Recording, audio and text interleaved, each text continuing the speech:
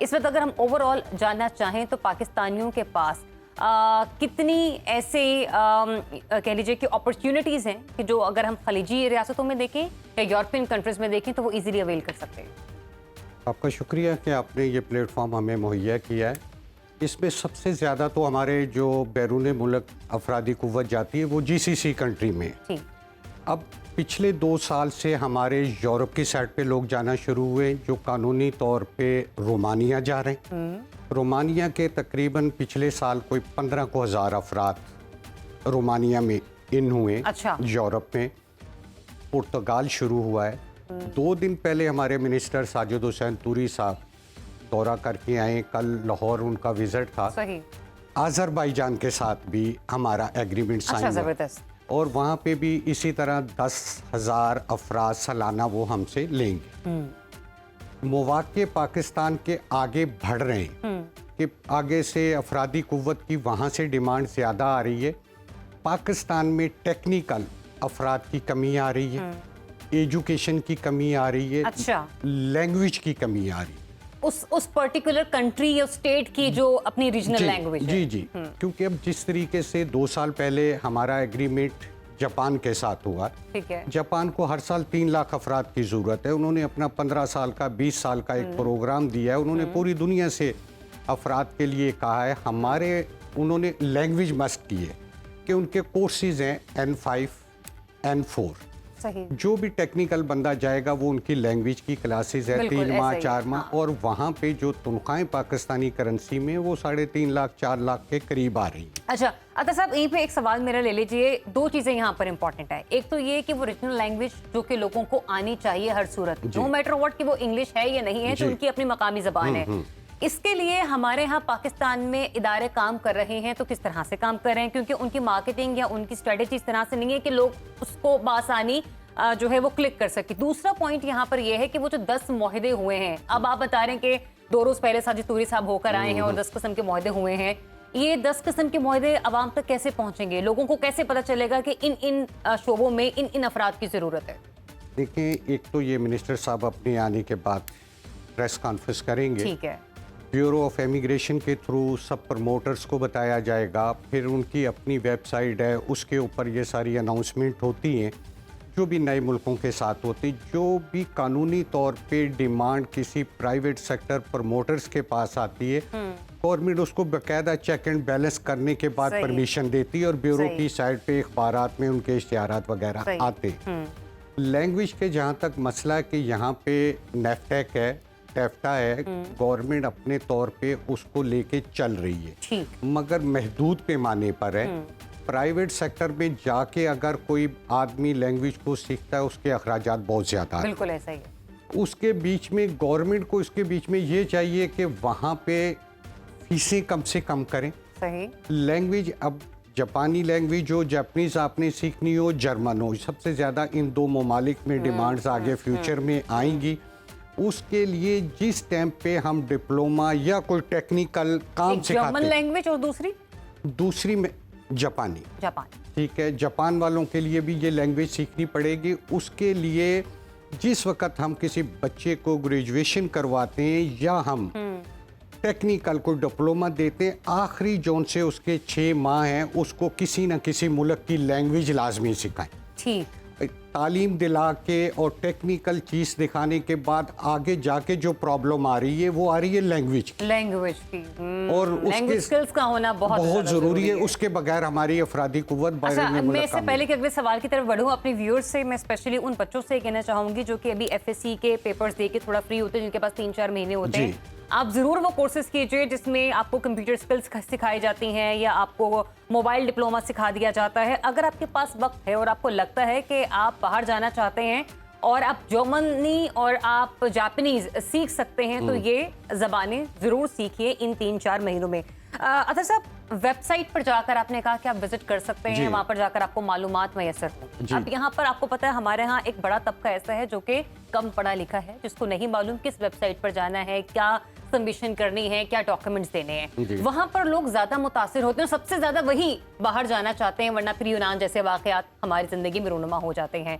आपको लगता है कि मार्केटिंग स्ट्रेटेजी ऐसी होनी चाहिए कि हर आम फहम इंसान तक ये अपॉर्चुनिटी पहुंच सके, और इसके लिए गवर्नमेंट को आगे जाके फ्रंट फुट पर क्या करना होगा? गवर्नमेंट को जिस टाइम तक वो इलेक्ट्रॉनिक्स मीडिया और इख्बारात का सहारा नहीं लेती, उस वक्त तक मालूमात आम बंदे को देहात में, गाँव में नहीं पहुंचती। उन्होंने अपने सर से उतार के ये सारी चीज़ें एसोसिएशन पे छोड़ी हुई हैं। एसोसिएशन अब आगाही मुहिम के तौर पे छोटे छोटे सेमिनार तो करवाती रहती है टेक्निकल अदारों के साथ अपने तौर पे, मगर जितने बड़े पैमाने पे इसकी एडवर्टाइजमेंट चाहिए वो गवर्नमेंट ही कर सकती है। सही। अच्छा साहब, लेकिन जिस तरीके से आप इतना सिंपली बता रहे हैं कि प्रोसीजर बड़ा आसान है, तो फिर ये डंके जैसे वाकया क्यों हो रहे हैं? लोग 25-25, 30-30 लाख रुपए लगाकर पूरी जिंदगी की जमा पूंजी, और हत्ता कि यहाँ तक होता है कि लोगों ने आस पड़ोस से लोगों से उधार लिए होते हैं, जिंदगियां कर्जों में गुजर जाती हैं। ये एक पट्टी है जहाँ पे लोगों का बैरूने मुल्क जाने का रुझान इसी तरह का बना हुआ है कि भाई ये लोग गैर कानूनी तरीके से भी जाते हैं, अपनी जान का भी ज़िया करते हैं, इनके लवाहिकीन को भी, और जाने वाले बंदे को पता होता है कि हमारे साथ ये सारा कुछ होगा। अब जिस टाइम पे ये हादसा पेश आया इतना बड़ा कि भाई लीबिया से ये लोग बंदे गए हैं, अब उसके बीच में यहाँ से कोई बंदा उसके बीच में ना तो वो प्रमोटर्स के जरिए गए हैं, ठीक है, यहाँ पे FIA के साथ मीटिंग हुई है, FIA उसके बीच में ये कहती है कि भाई एक बंदा विजिट के ऊपर दुबई जा रहा है, हाँ। उसके पास विजिट वीज़ा भी है, रिटर्न टिकट भी है, उसके पास शो मनी भी है, हम उसे नहीं रोक सकते। वहाँ से जाके ये लोग मुख्तलिफ चैनल से वो लीबिया की साइड पे निकलते हैं, तुर्की की साइड पे निकलते हैं। ये दो शहर हैं जहाँ से ये लोग यूरोप में घुसने की कोशिश करते हैं।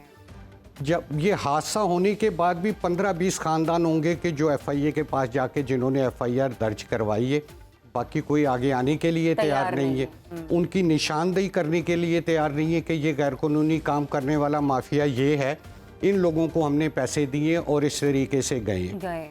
और ये वक्ती तौर पे मीडिया में सारी चीज़ों के ऊपर जोर दे के 2-4 महीने के बाद ये दब जाता है, 6 महीने साल के बाद फिर ये हादसा हो जाता है। इस चीज़ को गवर्नमेंट को रोकना पड़ेगा। गवर्नमेंट का किरदार अपना अदा करे, आगाही मुहिम करे, लीगली। आपने मेरे मुंह के अल्फाज छीने कि अवेयरनेस कैंपेन जिस कदर आप लोग करेंगे उतना ही लोग जो हैं वो इससे रोशनास हो सकेंगे। और अवेयरनेस कैंपेन्स को सिर्फ इश्तिहारों की हद तक मत रखिए कि आपने इलेक्ट्रॉनिक मीडिया पर इश्तिहार चलाने हैं। अब इलेक्ट्रॉनिक से ज़्यादा सोशल मीडिया का दौर है, लोगों के हाथ में मोबाइल है, वो उनका चलता फिरता टीवी है। लोगों के लिए कैंप्स लगाइए, मोबाइल वैन्स के थ्रू उन्हें इस बारे में आगाही दीजिए ताकि लोग अपने प्यारों को खोने से डरें भी और इस किस्म के स्टेप्स लेने से भी डरें, क्योंकि जिनके लिए वो जा रहे हैं, खुदा ना खास्ता जब वो रहेंगे ही नहीं तो फिर उनके प्यारों का ख्याल किसने रखना है। लास्ट में मैं आपसे एक सवाल लेना चाहती हूँ। आपने कहा कि साजिद तुरी साहब 10 किस्म के मुआहदे कर आ रहे हैं। 10,000 अफराद के मुआहदे आज़रबाईजान में। इसमें स्किल्ड लेबर भी मौजूद है। ये सारे पेट्रोलियम की साइड के अफरादी कुव्वत चाहिए, क्योंकि वहाँ पे जिस तरह रिफाइनरी के बीच में काम करने वाले वेल्डर, फैब्रिकेटर और उसके साथ कुछ लेबर, इस तरह के उनके ये मुआहदे हुए हैं। और उन्होंने कल ये भी बताया कि चंद माह के अंदर अंदर हमारा ग्रीस के साथ भी मुआहदा हो रहा है और वो हमसे कोई तकरीबन 20,000 अफराद पाकिस्तान से सालाना लेंगे, तो उससे भी असर पड़ेगा। लोग गैर कानूनी तरीके से यूनान पहुँचने की कोशिश करते हैं, वो कानूनी तरीके से जाएंगे। जितने भी गैर कानूनी तरीके से गए ये सारे अनपढ़ नहीं है। इसके बीच में से अक्सरियत आपने देखा है कि अच्छे खासे पढ़े हैं, FA पास हैं, BA हैं, कोई पुलिस की नौकरी छोड़ के गए हुए हैं। उनको ये सारी चीज़ों का पहले इल्म होता है, उनको कानूनी तरीके का भी पता होता है, मगर कानूनी तरीके के लिए उनको एक पूरे प्रोसीजर से गुजरना पड़ता है।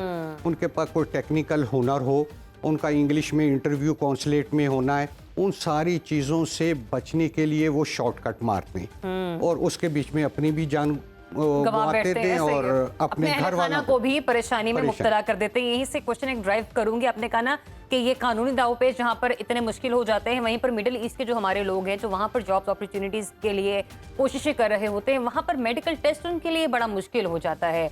ये क्या सिचुएशन है या इसको किसी तरीके से बेहतर या आसान किया जा सकता हो? मेडिकल के लिए देखिए, GCC कंट्री के लिए इनकी सऊदी अरेबिया में एक GCC कंट्री की अपना मेडिकल का इनका सिस्टम है। वहीं से मेडिकल सेंटर यहाँ पे अप्रूव होते हैं। प्रमोटर्स को सबसे ज़्यादा परेशानी उसमें होती है कि मेडिकल को जिस टाइम पे बार बार रिपीट किया जाता है और उन मेडिकल को किसी को कोई बीमारी है या किसी वजह से अनफिट किया गया है, उसको यहाँ पे चैलेंज नहीं हम कर सकते। ओके। चाहे हम वो आगा खान की रिपोर्ट ले आए, शौकत खानम की ले आए कि यहाँ पे ये फिट है, वो अपनी ही लेबॉर्ट्री को देखा जाता है। इसके लिए हमने बारहा मिनिस्ट्री में, जो हमारी मुतलका मिनिस्ट्री है, उसके बीच में भी इस चीज़ को उठाया है कि आप इसके चेक एंड बैलेंस के लिए पाकिस्तानी अथॉरिटी को कैम करें कि हम लोग तो सऊदी गवर्नमेंट के साथ नहीं बात करेंगे, ये गवर्नमेंट टू गवर्नमेंट बात होगी। उससे प्रमोटर्स के लिए आसानियां पैदा हों और उसके लिए जो चीज़ों की असल प्रॉब्लम है, फीस की प्रॉब्लम है, फिर इनके हमारे मुल्क में फॉरेन एक्सचेंज की वैसे कमी है, इसके लिए टोकन नंबर लेने के लिए हम $10 खर्च करते हैं। एक वर्कर को नहीं मालूम कि $10 खर्च करके मैंने मेडिकल का नंबर लेना है, वो किसी दूसरे के पास जाता है। अगर डॉलर का रेट जा रहा है 300 पे, तो उसको ब्लैक मार्केट से 350 में वो डॉलर पे करके तो अपना नंबर लेना पड़ता है। ये मसाइल हमारे मेडिकल के बारहा हर मिनिस्ट्री में, हर ब्यूरो में, हर प्लेटफॉर्म पे एसोसिएशन उठाती है। जिस टाइम पे जीसीसी कंट्री और उनकी गवर्नमेंट का मसला आता है, हमारी गवर्नमेंट भी खामोश हो जाती है। आप कहीं भी हो, वक्त कोई भी हो, बाखबर रहिए दुनिया के हालात व वाक़यात से। अभी सब्सक्राइब कीजिए सुनो न्यूज़ के YouTube चैनल को और क्लिक करें बेल आइकन को, ताकि आप हमेशा बाखबर रह सकें।